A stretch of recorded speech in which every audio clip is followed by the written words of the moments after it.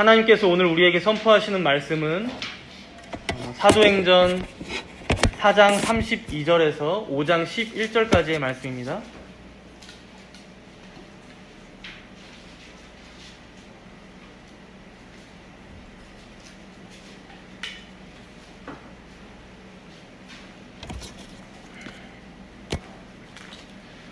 제가 봉독하도록 하겠습니다. 믿는 무리가 한 마음과 한 뜻이 되어 모든 물건을 서로 통용하고 자기 재물을 조금이라도 자기 것이라 하는 이가 하나도 없더라. 사도들이 큰 권능으로 주 예수의 부활을 증언하니 무리가 큰 은혜를 받아 그 중에 가난한 사람이 없으니 이는 밭과 집 있는 자는 팔아 그 판 것의 값을 가져다가 사도들의 발 앞에 두매 그들이 각 사람의 필요를 따라 나누어 줍니다. 구브로에서 난 레위족 사람이 있으니 이름은 요셉이라. 사도들의 일컬어 바나바라. 번역하면 위로의 아들이라 하니 그가 밭이 있음에 팔아 그 값을 가지고 사도들의 발 앞에 둡니다. 아나니아라 하는 사람이 그의 아내 삽비라와 더불어 소유를 팔아 그 값에서 얼마를 감춤해 그 아내도 알더라. 얼마만 가져다가 사도들의 발 앞에 두니 베드로가 이르되 아나니아야 어찌하여 사탄이 내 마음에 가득하여 내가 성령을 속이고 땅값 얼마를 감추었느냐.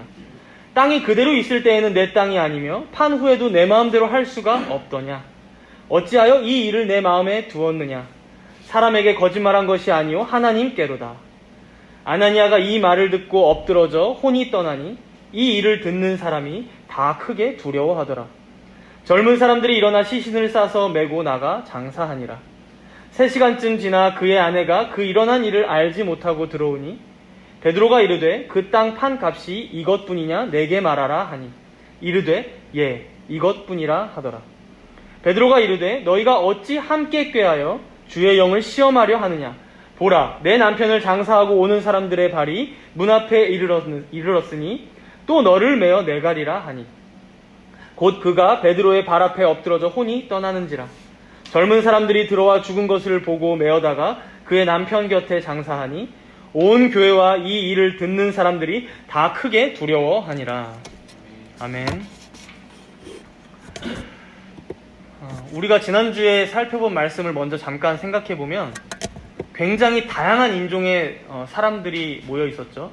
출신도, 자라온 배경도, 살아온 환경도 서로 다른 사람들이 성령의 은혜 가운데 한 마음과 한 뜻을 이루고 진짜 한 몸처럼 서로를 위하고 섬기고 그래서 그들 가운데 가난한 사람이 없을 정도로 자기 자신의 것을 주장하기보다는 서로의 필요를 채워주는 그런 아름다운 공동체.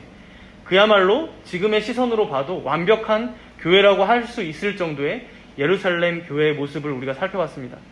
그런데 오늘 본문을 보면 이러한 완벽한 교회 가운데에도 어떤 심각한 문제 하나가 생기고 있는 것을 보게 됩니다. 우리 함께 본문 5장 1절을 읽도록 하겠습니다. 5장 1절입니다. 아나니아라 하는 사람이 그의 아내 삽비라와 더불어 소유를 팔아. 여기 개역개적 성경에는 이제 보이지 않지만 원어로 보게 되면 5장 1절이 시작하면서 그런데 라는 접속사가 있습니다. 그런데. 그러니까 뭔가 앞의 내용과 대조적인 내용이 계속해서 앞에 나올 거다라는 것이죠. 그러니까 예루살렘 교회가 여러모로 본받을 점이 많은 교회이긴 했지만 그렇다고 완벽한 교회는 아니었다. 이런 문제점도 있었다라고 보여주는 거고요. 또 4장에 등장하고 있는 위로의 아들이라는 별명, 이 바나바라는 별명을 가졌던 이 인물과 대비해서 아나니아와 삽비라라는 인물도 있었다라는 걸 보여주는 것이죠. 사실 여기 아나니아란 이름의 뜻이 뭔가 보면 하나님은 은혜로우시다라는 의미예요. 그리고 삽비라의 이름의 뜻도 아름답다라는 뜻이거든요. 그러니까 이름만 보자면 이 부부는 하나님의 은혜 가운데 아름다운 가정을 이루고 살 것 같은 두 사람이에요. 근데 이 사람들이 이제 무슨 일을 벌이는지 잠깐 그 내용을 살펴보면요. 1절을 보시면 이 두 부부가 소유를 팔았다고 합니다. 당연히 교회 안에 필요한 사람들을 돕고자 이제 헌금으로 내려고 팔았겠죠. 문제는 2절에 보니까 그 판 값에서 얼마를 감춰요. 그리고 그걸 다른 사람들처럼 사도들 발 앞에 갖다 두는데 그때 베드로가 이런 말을 합니다. 3절을 우리 함께 읽겠습니다. 3절입니다. 베드로가 이르되 아나니아야 어찌하여 사탄이 내 마음에 가득하여 내가 성령을 속이고 땅값 얼마를 감추었느냐. 일단 이 자리에는 남편 아나니아만 와 있는 걸 알 수 있죠. 베드로가 이 부부가 그 땅을 팔고 난 값의 일부를 숨긴 것을 알고 지금 크게 꾸짖고 있습니다. 베드로가 뭐 관심법이 있어서 그 마음을 꿰뚫어 본 건 아니었을 테고, 이제 특별한 상황이다 보니까 성령께서 베드로에게 이제 알게 하셨다라고 우리가 볼 수 있을 것 같아요. 어쨌든 이 두 부부가 땅값 얼마를 감춘 것이 문제가 되고 있는데, 결국 이 문제로 5절에 보니까요, 아나니아가 죽게 되고요, 또 이후에 아내 삽비라가 3시간 후에 도착하는데 베드로와 대화하고 나서 10절에 보니까 또 죽음을 당하게 됩니다. 우리는 여기서 먼저 도대체 이 둘의 죄가 정확히 무엇이었는지 잘 생각해 봐야 할 것 같아요. 우리는 보통 교회에 헌금을 낼 때 우리가 얻은 수익의 일부를 내죠. 11조만 해도 당연히 그런 거고요. 당연히 다 내기는 힘듭니다. 만약 많은 돈이 이제 있어서 많은 돈을 내게 될 때마저도, 그러니까 만약에 가끔 우리 부모님들 중에 집 팔고 땅 팔아서 헌금하셨던 분들이 있어요. 그렇죠? 근데 이제 당연히 일부는 내고 일부는 가질 수도 있는 거예요. 그렇죠? 일상을 또 살아가야 하니까요. 아나니아와 삽비라도 당연히 그랬던 것으로 보이는데, 그럼 이들의 죄가 구체적으로 뭐였냐? 그 중에 얼마를 감췄다는 거예요. 얼마를 감췄다. 4절에 한번 보시면요, 4절을 함께 읽도록 하겠습니다. 4절. 땅이 그대로 있을 때에는 내 땅이 아니며 판 후에도 내 마음대로 할 수가 없더냐? 어찌하여 이 일을 내 마음에 두었느냐? 사람에게 거짓말한 것이 아니오 하나님께로다. 베드로가 지금 하는 말인데, 그 땅은 팔리기 전에도 너희들의 것이고 팔리고 난 후에도 너희가 마음대로 해도 되는 너희 부부의 소유였다. 그런데 어째서 지금 이런 일을 벌일 마음을 먹은 것이냐? 너희들은 사람들을 속인 게 아니라 결국 하나님을 속인 것이다 라고 얘기하는 거예요. 그러니까 여러분, 이들이 자신들의 소유를 팔아서 교회에 얼마를 내는 것은 자유예요. 이들에게 선택권이 있는 거예요. 혹은 내지 않아도 되었어요. 그런데 굳이 일부를 감춰놓고요, 마치 자신들이 지금 그 판 값의 전부를 내고 있는 것처럼 사람들을 속이려고 했다? 바로 이게 그들의 죄였다는 것이죠. 이게. 본문 8절에 보면 아나니아가 죽은 후에 이제 아내 삽비라가 왔을 때 베드로는 한 번 더 기회를 주고 있어요. 살 기회를 주는 거죠. 그 땅 판 값이 이것뿐이냐? 일부러 한 번 더 물어봐요. 그렇죠? 근데 뭐라고 대답합니까? 삽비라가? 예, 이것뿐입니다. 그러니까 끝까지 자신들은 그 땅 판값 전부를 다 바치고 있다라고 모두를 속이고 있는 거예요. 그럼 이들이 왜 이런 거짓말을 계속 하는 걸까 생각해 보면요, 이들 앞에 나오는 바나바와 관련이 없지 않은 것 같아요. 한번 생각해 보십시오. 예루살렘 교회가 여러모로 주위에서 존경받고 선망받는 교회였어요, 당시에. 그런데 그 중에서도 저기 구브로, 이제 키프로스라는 섬이 있거든요. 지중해 한가운데. 거기에서 온 요셉이란 사람이 있었는데, 그 사람이 자신이 가진 밭을 다 팔아서 그 돈을 다 사도들 앞에, 교회 앞에 낸 거예요. 안 그래도 이 사람은 바나바, 위로의 아들이라고 이제 별명이 붙을 정도로 사람들 잘 돕고 섬기고, 또 사람들 위로해서 세워주고, 이렇게 여러 사람들에게 존경을 받던 사람들인데, 이 일 후에 어떻게 되었겠습니까? 더 모두가 인정하고 칭찬하는 사람이 되었겠죠, 바나바는. 이후에 당연히 그런 인물로 부각되기도 하고 말이죠. 이런 중에 아나니아와 삽비라가 뭘 꾸미고 있는 겁니까? 요셉이 위로의 아들이라는 별명을 얻은 것은 참 자연스러운 일의 진행이었지만요, 이 부부는 인위적으로 지금 섬김의 부부? 이런 정도의 별명을 한번 얻어보고 싶었던 것 같아요. 바나바를 향한 어떤 부러움도 있었을 것 같고요, 자신들도 사람들에게 그렇게 인정받고 존경받고 싶어하는 마음의 그 욕심, 탐욕, 혹은 그 바나바를 향한 어떤 시기심, 이런 마음이 이 둘 가운데 있었다는 것이죠. 더 나아가서 사실 베드로는 정말 무서운 말로 이들을 책망하고 있는데요, 3절에 한번 보시면 아나니아야, 어찌하여 사탄이 내 마음에 가득하여 내가 성령을 속이고 땅값 얼마를 감추었느냐라고 책망해요. 매튜폴 목사님은 이 부분에 대해서 그들은 거짓으로 성령에 감동되어 행동하는 것처럼 꾸몄다라고 얘기해요. 거짓으로 성령에 감동되어 행동하는 것처럼. 그러니까 생각해 보십시오. 지난주에도 우리가 봤지만 지금 이 예루살렘 교회에 일어나는 여러 섬김이나 희생이나 헌신, 이건요, 사람의 힘으로 사실 불가능한 거예요. 그렇죠? 사람의 힘으로는. 단순히 세상에서 돈 있는 사람들이 자신의 돈을 들여서 뭐 얼마 정도 기부하는 그런 수준? 그런 의미도 아니라는 것이죠. 승천하신 그리스도께서 친히 그의 성령으로 각 성도들의 마음 가운데 그러한 은혜를 부어주시고 그러한 풍성한 은혜를 경험한 자들이 주위의 형제 자매들을 정말 내 몸처럼 사랑하고 아끼고 그렇기에 내 소유를 내 것이라고만 주장하기보다 그들의 필요가 보이면 그것을 채우고 섬기고 이런 일들이 막 자연스럽게 여기저기 일어난 거예요. 바나바도 마찬가지였고요. 그러나 지금 이 아나니아와 삽비라 부부는 어떻습니까?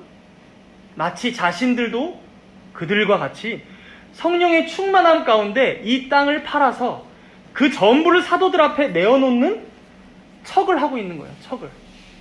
그래서 인위적으로 온 교회 가운데 인정받고 싶었던 것이죠. 그러니 여러분, 이렇게 거짓으로 성령 충만함을 꾸며내려고 했던 이 죄를 보고 베드로가 사탄이 내 마음에 가득하여 성령을 속이고 있구나라고 책망하고 있는 거예요. 성령이 충만한 것처럼 너희가 둘이서 꾸몄지만 실상은 거짓의 영인 사탄이 너희들 마음 가운데 가득하구나라고 했다는 것이죠. 우리가 다음으로 여기서 한 가지 더 생각해 볼 부분은 이 일로 결국 아나니아와 삽비라가 죽는데 그렇다면 하나님의 즉결 심판을 그 자리에서 받은 거거든요. 특수한 경우예요. 그렇다면 이들이 왜 이렇게까지 가혹한 심판을 받을 수밖에 없었는지 우리가 한번 생각해 봐야 할 것 같아요. 우리가 이제 사실 헌금을 내다 보면 가끔요, 생각지도 못한 수입이 생길 때가 있습니다. 그러다 보면 이제 감사하기도 한 동시에 속마음으로 야, 여기서 이거 11조만 떼도 얼마야? 이게 이제 계산이 손이 떨려요, 점점. 살다 보면 여러분 그런 날도 오거든요, 가끔. 뭐 억대 수입이라던가 1,000만 원대 수입. 지금은 이제 상상할 수 없겠지만 우리가 그나마 이제 지금은 적은 수입이라서 헌금을 잘 내는 것 같아도요. 어떤 특별한 일로 그런 수입이 생길 때 11조를 낸다? 정말 고민됩니다. 손이 정말 떨리죠. 그게 우리의 진짜 모습이기도 하고요, 사실. 다 주님께서 은혜로 주셨음을 알면서도 이제 머리로는 계산이 되고 마음으로는 아까워지게 되는 그런 거죠. 이런 생각을 우리가 좀 해보면 지금 이 부부가 거짓으로 이렇게 위선적으로 행동한 건 잘못됐지만 우리들이든 혹은 우리 교회 안에 누구든 이런 연약한 모습이 우리 안에 있다는 것을 안다면, 생각해 본다면 하나님께서 꼭 이렇게까지 하실 필요가 있으셨을까라는 생각이 든다는 거예요. 그런데 다행히도 오늘 말씀을 이제 기록한 누가가 이 실마리를 좀 풀만한 힌트를 오늘 말씀 안에 좀 잘 기록해 뒀던 것 같아요. 본문 2절을 한번 보시면요. 이 두 부부가 소유를 판 값에서 얼마를 감추매라고 합니다. 감추매. 3절 끝에도 보면 베드로가 말하기를 얼마를 감추었느냐 라면서 감추다라는 단어가 나오죠. 이 단어를 우리가 주목해야 되는데 이 감추다라는 단어가 노스피조마이라고 해서 착복하다, 횡령하다라는 단어예요. 이 단어가 이제 다른 성경 어디에서 쓰였나 보니까요. 70인역 성경으로 보면, 좀 이따 설명해 드릴게요. 70인역 성경으로 보면 여호수아 7장 1절에 아간에게 쓰인 단어가 바로 이 단어예요. 여러분, 아간이 혹시 기억나십니까? 이스라엘 백성들이 이제 가나안 땅에 처음 들어가서 여리고성을 함락하는 첫 승리를 거뒀을 때 하나님께서 뭐라고 명령하세요? 그 성 안에 있는 모든 것을 다 여호와께 온전히 바치라고 해요. 다 불살라버리고 다 바치라고 명령합니다. 근데 그때 딱 한 사람 아간이 하나님께 바친 이 물건들 중에 일부를 빼돌려서 자신의 장막 땅에다가 숨겨놓거든요, 파서. 그때 아간이 이 물건을 가졌다 할 때의 단어가 가졌다, 노스피조마이. 그 단어를 오늘 본문에 누가가 일부러 가져와서 여기에서 아나니아와 삽비라에게 사용하고 있다는 거예요. 그러면 여기서 우리가 이 70인역 성경이 뭔지 잘 알아두면 좋거든요. 앞으로 종종 나올 수도 있고요. 잘 기억하세요. 기원전 200년 전 경에요. 당시에 이제 디아스포라 유대인들이 여기저기 퍼져서 살지 않았겠습니까? 이제 흩어진 유대인들. 그 사람들은 당연히 히브리어를 다 까먹었죠. 태어난 곳 언어를 쓰니까요. 그렇다 보니 구약 성경을 읽을 수 있는 사람이 너무 적어진 거예요. 구약 성경을 읽을 사람들. 히브리어를 모르니까. 그런 중에 지금 당시의 지중해 중심으로 이 헬라 문화가 꽉 잡고 있다 보니까 헬라어, 그리스어가 로마 제국 시대까지 계속 공용어로 쓰이죠. 지중해에서. 그래서 당시 이집트에 지금도 알렉산드리아라는 도시가 있는데요. 거기에 엄청나게 큰 도서관이 있었어요. 당시에. 지금도 일부러 그걸 복원해서, 뭐 복원까지는 아니지만 이제 본 따서 지어놨다고 하는데, 그때 이집트 왕이 후원을 많이 해서요. 저명한 유대인 학자들, 히브리어를 잘하는 학자들 70명을 모아놓고 이제 돈을 후원하면서 히브리어로 기록된 이 구약 성경을 헬라어로 좀 번역해서 써달라. 기원전 200년경에 이걸 부탁한 거예요. 그래서 다들 구약 성경도 좀 잘 읽고, 너희 디아스포라 유대인들도 구약 성경 읽어야 되는데 지금 읽지도 못하잖아. 그러니까 헬라어로 번역 잘 해서 여기 도서관에도 구비해놓고 여기저기 잘 보내기도 해보자 라고 해서 나온 게 70인역 성경이에요. 70인이 모여서 번역했다라고 해서. 이게 우리가 이제 성경을 연구할 때 아주 중요한 자료가 되거든요. 항상 중요한 자료가 돼요. 이유가 무엇입니까? 신약 성경을 쓴 저자들이, 그러니까 누가와 같은 이 저자들이 이 70인역 성경을 읽었을까요? 안 읽었을까요? 당연히 읽었죠, 여러분. 히브리어로도 읽었고 헬라어로도 당연히 읽었어요. 그리고 자신들이 헬라어로 신약 성경을 기록할 때 당연히 그 70인역 성경을 참조하면서 기록했을 거예요. 특히나 이제 신약의 구약의 말씀들이 인용된 부분이 많다 보니까 우리 선배들이 이 구약의 여기 히브리어 이 본문을 어떻게 헬라어로 번역해서 70인역 성경으로 해놨지 하고 인용할 때 했겠죠. 그렇죠? 예수님이 뭐 구약 성경 인용하실 때라던가. 그렇다 보니까 우리가 신약 성경 연구할 때 당연히 70인역을 참고할 수밖에 없죠. 대조하면서. 그런 의미에서 오늘 본문에서 이 아나니아와 삽비라가 자신들 땅을 판값 얼마를 감춘다 했을 때 그 단어를 노스피조마이, 굳이 70인역 구약 전체에서 사실 아간에게만 유일하게 한 번 쓰이거든요. 딱 한 번. 그 단어를 가져와서 지금 쓰고 있다? 이건요, 그때 아간의 상황과 지금 이 아나니아와 삽비라 부부의 상황을 일부러 연결시키고 있는 거예요. 누가가. 우리는 당연히 그렇게 해석할 수 있다는 거죠. 더군다나 신약의 다른 곳에서는 디모데후서에서 한 번 쓰이긴 하지만 안 쓰여요. 거의 이 단어는. 그래서 이렇게 생각해 볼 수 있는 것이죠. 이스라엘 백성들이 가나안 땅에 들어와서 처음으로 그 큰 여리고성을 무너뜨리고 승리했어요. 그리고 그 전쟁을 시작으로 이후로 수많은 전쟁들을 치르게 되지 않습니까? 그런데 바로 그 첫 전쟁의 승리 때 하나님의 말씀에 불순종하여 몰래 어떤 재물을 숨겨두었다? 그런데 만약에 이것을 하나님께서 그냥 모르실 수 없으니까 모른 척하고 그냥 넘어가신다? 그럼 어떻게 될까요? 설사 그 죄를 누가 가르쳐줘서 전승해주지 않아도 마치 싹 무슨 누룩이나 곰팡이 퍼지듯이 그들 가운데 번져나갔을 거예요. 그 이후의 전쟁 가운데에도. 그래서 하나님께서는 아간의 경우에도 굉장히 엄격하게 아간을 포함한 그의 가족들 모두를, 그리고 그의 재산들도 싹 다 가축들까지 모아서 아굴 골짜기에서 돌로 치고 불로 태우는, 남들이 보면 도저히 이해할 수 없는 가혹한 형벌을 내리신 거예요. 아간의 경우를 통해서 어떤 본보기를 보이신 거죠. 경각심을 주셨던 것입니다. 오늘 본문도 마찬가지라는 거예요. 예수님께서 승천하신 지 얼마 안 됐어요. 그리고 예수님 믿고 구원받은 성도들이 이제 막 생기기 시작했어요. 예수님 말씀대로라면 여기 예루살렘부터 온 유대와 사마리아 땅끝까지 교회가 더 많이 세워져야 돼요. 지금 앞으로 더 많이. 그런데 이제 막 성령의 충만한 은혜 가운데 시작하는 예루살렘 교회인데, 아나니아와 삽비라 부부 같은 이 위선과 거짓, 그리고 교회를 속이고 성령과 하나님을 속이고자 하는 이 죄를 하나님께서 모른 채 하고 그냥 넘어가신다? 앞으로 더 많이 세워지는 교회 가운데 이러한 죄가 언제, 어떻게, 어떤 모양으로 더 많이 퍼지고 확산되어져 갈지 모르는 것이죠. 그렇기 때문에 여러분, 우리가 인간적인 생각으로 보면 이게 좀 너무 가혹한 심판이 아니냐라고 생각될 수 있겠지만, 하나님께서는 분명히 보여주고 계신 거예요. 신앙은 위선으로 될 수 없다. 신앙은 교회와 하나님 앞에서 속일 수 있는 게 아니야 라는 것을 분명하게 보여주고 계신 것이죠. 그 당시 예루살렘 교회에게도, 그 이후에 세워진 신약의 교회들에게도, 그리고 지금 여기 앉아있는 우리들에게도. 그렇다면 이제 우리가 조금 더 이 본문의 내용을 통해서 하나님께서 주시는 교훈들 몇 가지를 살펴보면 좋겠는데요. 먼저는 사탄은 쉴 새 없이 일한다는 거예요. 사탄은 쉴 새 없이 일한다. 더해서 특별히 방금 전에도 우리가 확인했듯이 뭔가 하나님의 일이 시작되는 것 같을 때 더 강력하게 역사해요. 사탄은. 아주 간교해서요. 하나님께서 에덴 동산을 창조하셨죠. 거기에 사람을 뒀을 때 사탄은 그때 바로 뱀에게 들어가서 뱀을 사용해서 그들을 불순종하도록, 그리고 유혹해서 결국 타락하게 만들었죠. 아간의 경우도 마찬가지였어요.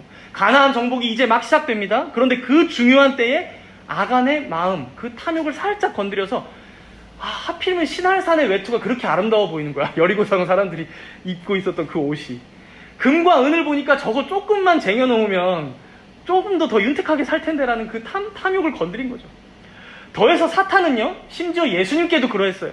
우리가 잘 알다시피 예수님께서 세례 받으시고 이제 공적인 사역을 공생의 사역을 딱 시작하려고 하니까 그때 찾아와서 바로 사탄이 시험했죠, 예수님을.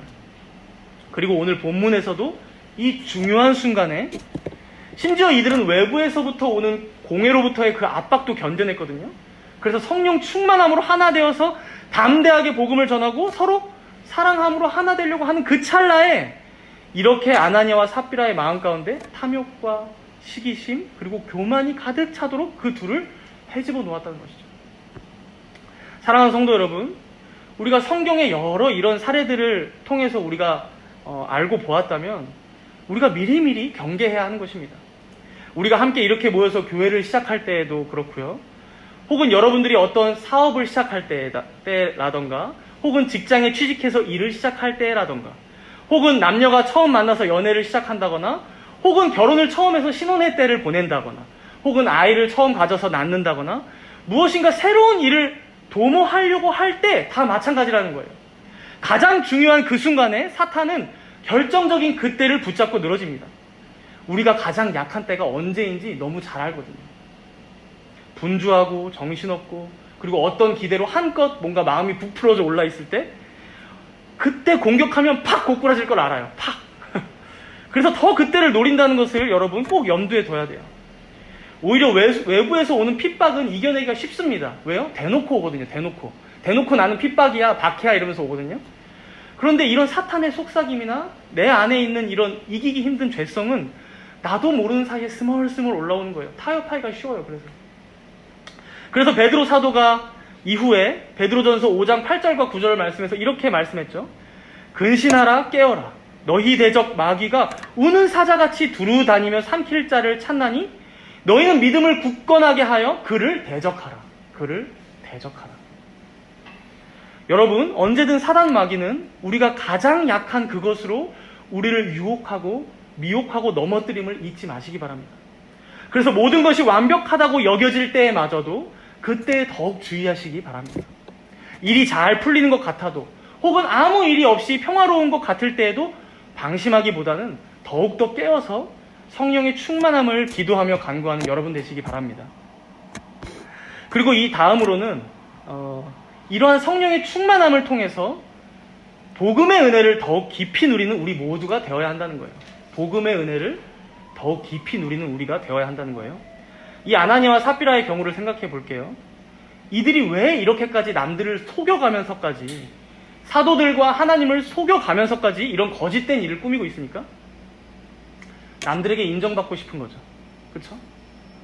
남들 위에 조금 더 올라서서 좀 더 유명해진다거나 인기가 많아지고 싶었던 거예요. 혹은 남들에게 좀 더 조언하는 자리에 있고 싶었을 수도 있고요. 나도 이런 사람이야 자랑하며 뽐내며 존경받고 싶었던 거예요. 그러나 여러분, 이게 안타까운 것은요, 참 안타까운 것은 복음이 무엇입니까? 복음이 우리에게 무슨 의미입니까? 전혀 자격 없던 죄인인 우리가 예수 그리스도의 그 십자가의 대속의 은혜로 거룩하신 하나님 앞에서 심지어 의롭다고 인정받는 거예요.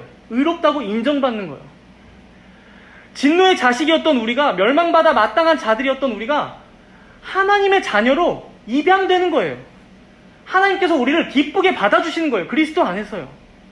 그래서 지금도 전혀 내세울 거 하나 없고 한없이 부족하고 연약한 나이지만 그럼에도 오직 예수 그리스도 안에서 그 하나님을 아빠, 아버지라고 부를 수 있는 것, 이것이 바로 복음 아닙니까? 우리에게. 그런데 이 아나니아와 삽비라를 보십시오. 하나님 앞에서 자신들이 어떠한 존재인지 전혀 생각해보질 않아요. 전혀 안중에 없어요. 중요하지 않아요. 하나님께서 얼마나 나를 사랑하시는지, 그의 아들 예수 그리스도 안에서 얼마나 나를 온전한 의인으로 보아주시고 인정해주시고 기뻐 받아주고 계시는지, 이런 복음의 은혜를 깊이 누리지 못하다 보니까 어떤 잘못된 행동으로라도 세상과 사람들 앞에서 이 공허한 심정을 채워보고 싶은 거죠. 거기서 자신의 존재의 의미와 어떤 기쁨이나 낙을 찾아보고 싶은 거예요. 사랑하는 성도 여러분, 안타깝게도요, 우리도 성령 충만하지 못할 때 딱 이런 모습이라는 거예요. 복음을 깊이 우리의 것으로 누리고 살아가지 못할 때 이와 똑같습니다. 사람들 앞에서 칭찬 한번 받아보려고, 인정 한번 받아보려고. 집에서 남편들은 그런 인정욕구 더 있다는데 아내나 뭐 자녀들한테 인정 못 받으면 밖에 나가서 푼다고. 그게 내 가족이든 부모든 뭐 친구들이든 직장 상사든 뭐 아내든 남편이든 무엇인가 내 안에 채워지지 않는 그 공허한 심정을 복음의 은혜가 아닌, 삼위 하나님의 무한하신 사랑과 그 긍휼의 은혜가 아닌 자꾸 다른 것으로, 또 세상의 것으로 채우려고 마치 터진 웅덩이에 물을 붓듯 그건 되지도 않고 사실 끝도 없는 거거든요. 그런데 그렇게 인생을 허비하며 살아가는 것이죠. 여러분, 우리가 사탄의 공격을 이겨내기 위해 성령의 충만함을 간구할 때요, 결국 성령께서 우리 안에 내주하시면서 하시는 사역이 무엇입니까? 그리스도를 더욱더 바라보게 하는 거예요. 그리스도께서 이루신 그 구속의 은혜를 우리가 깊이 더욱더 묵상하게 하는 거예요. 그렇게 삼위 하나님께서 우리를 위해 이루시고 베푸신 사랑을 더 알아감으로 그것으로 우리 인생의 존재의 의미와 가치를 더 채워나가는 삶, 그것이죠. 그러니 여러분, 우리가 성령의 충만함을 간구할 때에 동시에 우리의 삶 가운데 이 복음의 은혜를 더 깊이 누리게 해주세요라고 기도해야 한다는 거예요. 이미 여러분, 주님께서는 여러분들을 부욕해 하셨어요. 복음의 은혜 가운데 부욕해 하셨어요. 더 이상 여러분들을 가난한 자들이 아니에요. 세상의 인정이나 성공이나 물질, 그런 것들 구걸하며 살 인생들이 아니라는 거예요. 여러분들의 이 정체성을 꼭 기억하십시오. 여러분들은 이미 주님의 복음으로 세상에서 가장 부유한 자가 되었어요. 우리가 삼위 하나님 안에 있을 때에 우리는 그 어떤 부족도 결핍도 없습니다. 우리는 그 안에서 참된 만족을 누리고요, 안식을 경험하고 평안을 찾을 수 있음을 여러분들 꼭 기억하시기 바랍니다. 다음으로는 우리 함께 본문 11절을 읽도록 할게요. 11절입니다. 온 교회와 이 일을 듣는 사람들이 다 크게 두려워하니라.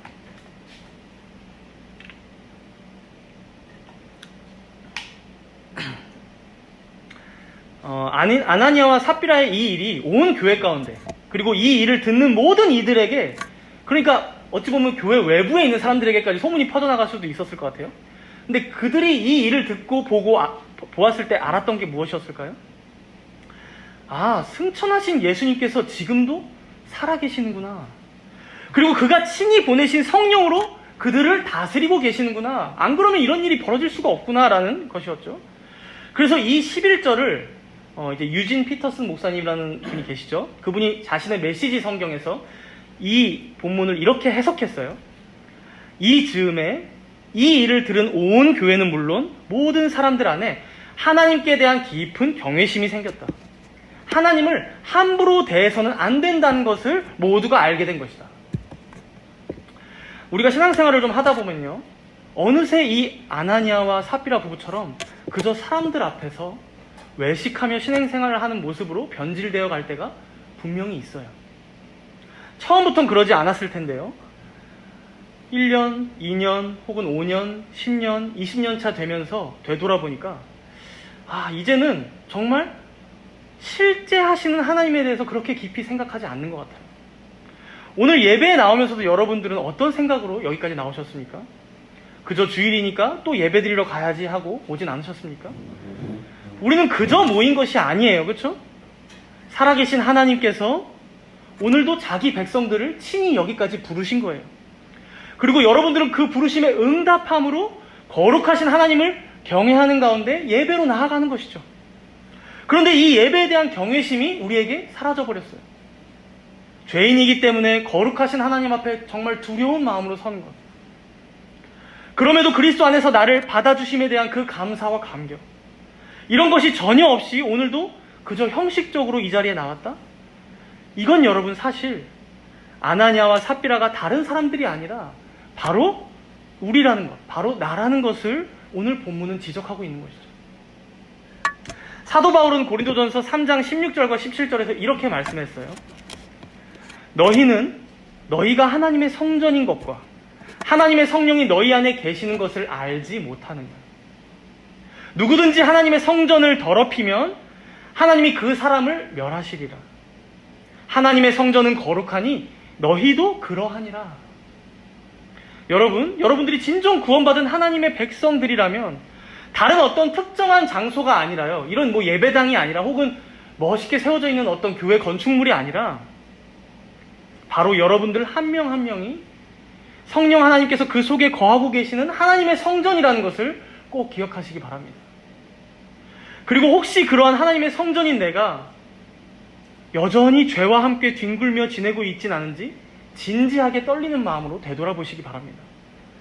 하나님께서 거룩하신 것처럼 그의 성전인 나도, 그의 몸인 나도 마땅히 거룩해야 할 터인데 이 거룩에 대한 열망은 나에게 하나도 없이 그냥 나는 구원받았어, 난 하나님의 백성이야, 그냥 이런 구호만 외치면서 전혀 하나님에 대한 경외심 없이 그 어떤 구원의 감격도 감사도 없이 우리가 살아가고 있진 않은지 한번 되돌아보시기 바랍니다. 사랑하는 성도 여러분, 오늘 주님께서 아나니아와 삽비라 부부를 그 자리에서 즉결 심판했을 때 그것을 보았던 이들, 그것을 들었던 모든 이들이 깨달았을 거예요. 아, 예수 그리스도께서 십자가에서 흘리신 그 보혈의 피가, 그 죽음이 결코 값싼 것이 아니었구나. 나에게 그렇게 내려져야 할 진노의 심판을 그가 대신 당하신 것이었구나.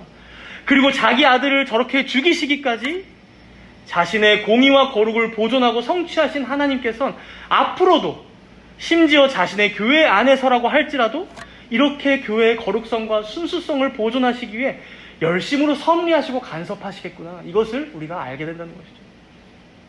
그렇기 때문에 이러한 같은 이치로 여러분, 우리 교회 안에 죄에 대한 책망이 있는 것입니다. 죄에 대한 책망. 그리고 그에 따른 권징이 있죠.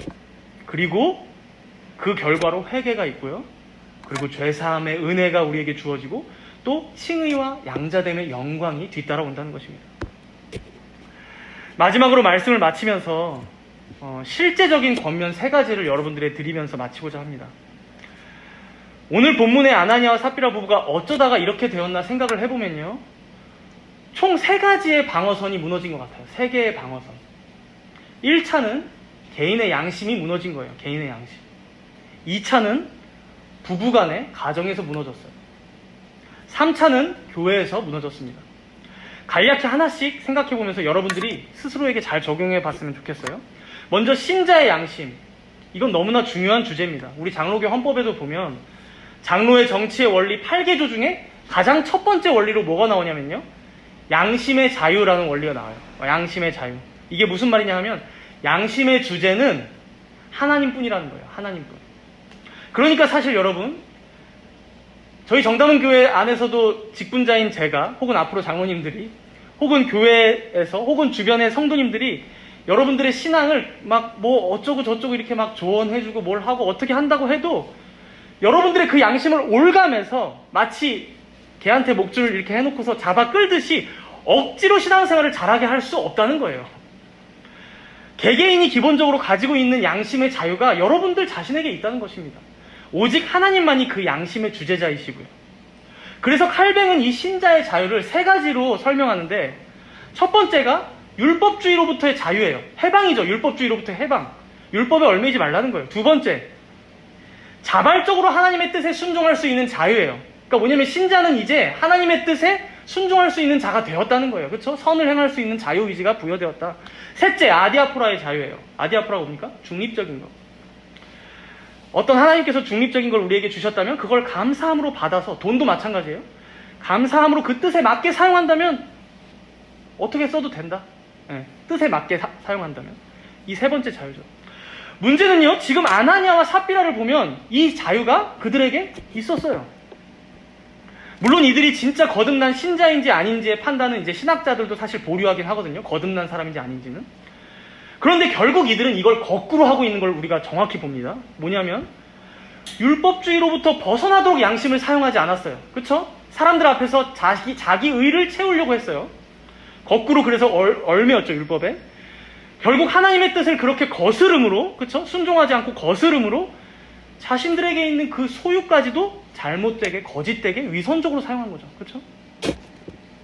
로마서 9장 1절에 보면 내 양심이 성령 안에서 나와 더불어 증언하노니 라고 말씀해요. 양심이 성령 안에서 더불어 증언하노니. 여러분들 경험해 보셨을 거예요. 어떤 일을 딱 하려고 하는데 특별히 죄 짓는 거예요. 그러니까 정말 쉽게 유치한 설명을 하자면 쓰레기를 길거리에 버리려고 하는데 딱 멈칫하죠. 버리고 싶다가도. 왜 그래요? 양심의 소리가 있는 거예요. 그렇죠? 그거 너 죄 아니야? 지금 죄 지려고 하는 거 아니야? 여러분 이거 신비한 어떤 음성 그런 거 아니에요? 다들 여러분들 아실 거예요. 양심이 있기 때문에 그 느낌 있죠? 아시죠? 그리스도께서는 다시는 종의 멍에를 매지 말라고 너한테 자유를 주셨는데 그건 또다시 너의 의를 쌓으려고 하는 것 아니야? 이렇게 성령께서 말씀 가운데 우리에게 증언하시는 그 소리죠. 신자라면. 사랑하는 성도 여러분, 이 양심의 소리, 이 성령의 증언하심에 우리는 더욱더 세심한 귀를 기울여야 한다는 거예요. 성경 여러 곳에서도 사도들이 증언하지만요, 거듭난 신자들에겐 주께서 주신 선한 양심이 있다라고 말씀합니다. 선한 양심이 있다. 그래서 성령께서는 그 마음을 통해 여러분들에게 소원을 주시고 착한 소원을 주시고 그것으로 인도하시기도 하죠. 그런데 오늘 아나니아와 삽비라는 보면 어떻습니까? 끝까지 그 소리를 외면합니다. 4절에 보시면요, 그 일들을 마음에 오래도록 품었다고 얘기해요. 그 일을 이미 마음에 둔 거예요, 계속. 그러면서 이러한 그 양심의 소리를 외면하다가 결국 죄를 지은 것이죠, 결국. 우리가 이제 이 말씀을 듣고 알았다면 어떻게 해야겠습니까? 더욱 우리의 양심 가운데 증언하시는 이 성령의 말씀에 귀 기울이면서 더 지혜롭게 분별함으로 죄의 유혹을 이겨내야 한다는 것이죠. 다음으로 2차 방어선이에요. 참 중요합니다. 부부간에 지켜야 할 내용이에요. 부부간에. 오늘 본문 곳곳을 보면 아나니아와 삽비라는 1절을 한번 보세요. 굳이 이런 단어를 넣은 거예요. 사실 누가가. 더불어 소유를 팔고 있어요. 더불어. 같이. 2절에서 보면 감췄는데 그 아내도 알고 있더라. 9절의 베드로의 말을 보면요, 너희가 어찌 함께 꾀하여 주의 영을 시험하려 하느냐. 어찌 함께 꾀하여. 물론 이 부부 둘 다 연약했기 때문에 각자의 개인의 양심은 이미 무너졌겠죠. 자신들 안에서. 그거 한번 하면 인정받겠지. 유명해질 수 있겠지. 그런데 아직 남아있던 방어선이 있었어요. 뭡니까? 서로라는 것이죠. 서로. 만약에 남편이 그런 잘못된 아이디어를 딱 발상을 해서 냈어요. 아내가 그 자리에서 반대했다면 어떻게 됐을까요? 반대했다면. 당신 왜 그래? 당신 요즘에 많이 힘들구나? 괜찮아. 내가 더 많이 사랑해주고 더 아껴주고 인정해줄게. 우리는 그리스도 안에서 이미 풍성한 은혜를 받은 사람들이잖아. 우리가 자발적으로 기꺼이 낼 수 있을 만큼만 정직하게 내고 그냥 그것 자체로 우리 감사하자. 만약에 이랬다면요, 이 둘은 오늘 이런 결말을 맞지 않았을 수도 있어요. 여러분들도 이미 가정을 이루신 분들도 계시고 앞으로 가정을 이루게 되실 분들도 있을 거예요. 이렇게 우리가 가정을 이루고 살아가는 이유와 목적이 무엇입니까? 그저 다 같이 그냥 한 집 안에서 동거하는 게 목적입니까? 내 옆에 누가 없으면 외로워서입니까? 아니면 남들 다 하듯이 그냥 결혼해서 사는 겁니까? 아니라는 것이죠. 우리가 주 안에서 결혼할 때는 하나님의 한 언약 백성으로서 그가 베푸신 구원을 함께 누리며 그렇게 함께 살아가기 위해 서로 돕고 섬기고 서로 순종하고 그렇게 그리스도와의 연합을 부부의 관계를 통해서 누리고 또 이미 임한 천국의 그 모습을 이 가정 가운데 이 부부의 관계 가운데 누리고 경험하며 마지막 날에는 이게 완성되겠구나 기대하며 살아가는 것이죠. 사모함으로. 그런데 여러분, 지금 여러분들 부부는 그리고 여러분들의 가정은 어떤 모습으로 살아가고 계십니까? 또 앞으로 우리가 계속해서 이루어 가야 할 가정은 어떤 모습이어야 할까요? 서로가 서로 가운데 정말 내 아내가, 내 남편이 성도답게 살아가고 있는지 가장 가까운 데서 잘 지켜보는 것이죠. 물론 많이 부족할 거예요. 여러분들 익히 아시다시피 결혼하시면 또 아시게 될 거예요. 지적할 것도 너무 많습니다. 그러나 사랑으로, 여러분 하나만 얘기해 볼게요. 자기 아내와 남편을 사랑하지 않는데 교회 와서 성도를 다른 형제를 사랑한다는 게 위선이죠, 사실. 그렇죠?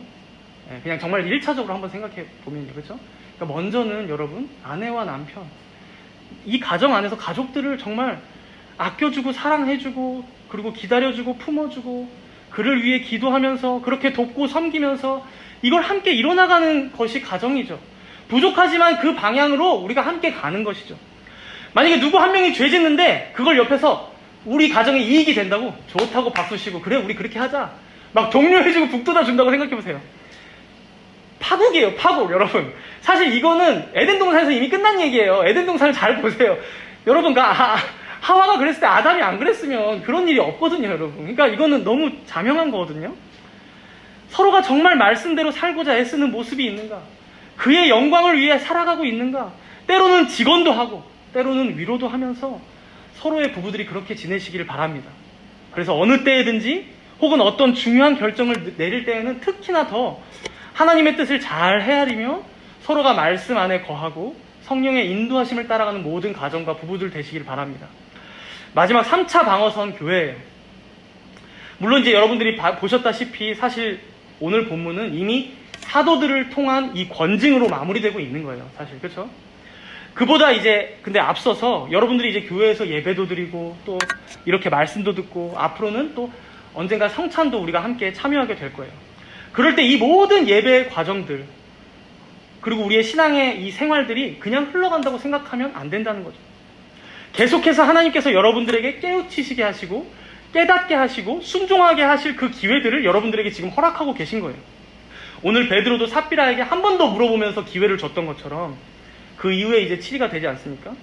하나님께서는 항상 기회를 주고 있다는 거예요. 심지어 예수님이 가룟 유다에게 했던 것처럼 그의 자녀들인 우리에게는 더 많은 기회를 주시죠. 그러니 여러분, 말씀 선포의 이 시간을 한번 생각해 볼게요. 그냥 흘려보내지 마시기 바랍니다. 되도록이면 더 기억하게 하시고 남게 하시길 바라겠습니다. 기억이 안 난다면 여러분, 제가 음성 녹음 파일을 괜히 보내드리는 게 아니라 이제 활용하면서 한 번 더 들어보시라고 사실 보내드리는 거예요. 혹은 조금 이 자리에서 피곤한 분들은 좀 적어보시면 좀 더 도움이 될 수도 있어요. 기억하길 더 힘써 본다든가 이렇게. 이게 단순히 우리 교회 말씀이 훌륭한 말씀이라서겠습니까, 여러분? 아니죠. 그게 아니라 이 말씀이 바로 여러분들에게, 우리에게, 지금 나에게 살아계신 하나님께서 주시는 말씀이기 때문이에요, 여러분. 그렇죠? 네, 그렇기 때문입니다. 그리고 성도의 교제도 마찬가지입니다. 우리가 서로의 신앙의 어떤 고민들을 털어놓고 얘기할 때, 혹은 서로의 삶의 어려운 고민들을 털어놓고 얘기할 때 성령의 교통하심의 역사 가운데 서로가 하는 조언이나 권면들이 있습니다. 때로는 그게 쓰게 다가오기도 하고 달게 다가오기도 하죠. 그렇기 때문에 사실 의미 없는 것이 아니라 서로를 향한 권면이고 사실 권징이고요. 그리고 그 안에서 주님께서 주시는 치리와 다스림의 말씀이 있을 수 있기 때문에 여러분들이 잘 귀담아 들으시면 좋다는 거예요. 그러니 여러분, 예배 가운데 선포되는 말씀이나 혹은 앞으로 시행하게 될 성찬이나 세례, 그리고 성도가 함께 나누는 이러한 교제 가운데 나누는 그런 대화들, 이 모두를 소중히 여기고요. 이 모든 것을 우리에게 은혜의 방편으로 허락하셔서 우리의 구원을 이뤄가고 계시는 성령 하나님의 인도하심을 바라보는 우리가 되어야 할 것 같아요. 그렇게 지금도 하늘 보좌 우편에서 우리의 교회들과 또 여러분들 가정과 우리의 가정과 또 우리 개개인을 다스리사 보호하고 계시는 우리 주님만을 바라보며 이렇게 함께 주님의 영광을 위해 살아가는 우리 모든 정다문교회 성도님들 되시길 바랍니다. 함께 기도하겠습니다.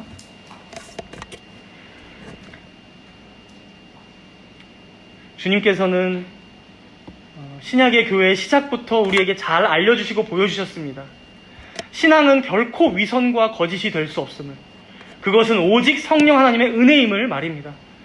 그런데 우리가 어느새 이 부부와 같이 형식만 남은 신앙생활을 하고 있진 않았는지 되돌아보도록 하겠습니다. 또한 더욱 성령의 은혜를 간구함으로 우리의 원수 사단마귀를 경계하며 대적하고 또 더욱 그리스도께서 베푸신 그 복음의 은혜를 깊이 누리며 살아가는 우리 모두가 되게 해달라고, 또 그것이 우리 개인의 양심과 또 우리의 가정들과 또 우리의 교회 가운데 바르게 분별됨으로 세워져 가게 해달라고 우리 이렇게 잠시 동안 함께 조용한 기도로 나아가도록 하겠습니다.